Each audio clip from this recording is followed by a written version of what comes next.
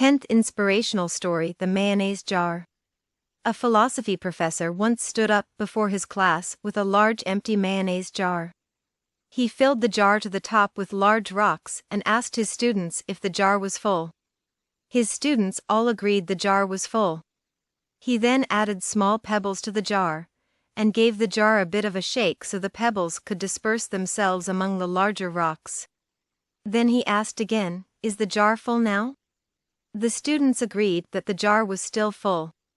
The professor then poured sand into the jar to fill up all the remaining empty space. The students then agreed again that the jar was full. The metaphor. In this story, the jar represents your life, and the rocks, pebbles, and sand are the things that fill up your life. The rocks represent the most important projects and things you have going on, such as spending time with your family and maintaining proper health. This means that if the pebbles and the sand were lost, the jar would still be full and your life would still have meaning. The pebbles represent the things in your life that matter, but that you could live without. The pebbles are certainly things that give your life meaning, such as your job, house, hobbies, and friendships, but they are not critical for you to have a meaningful life. These things often come and go, and are not permanent or essential to your overall well-being. Finally, the sand represents the remaining filler things in your life, and material possessions.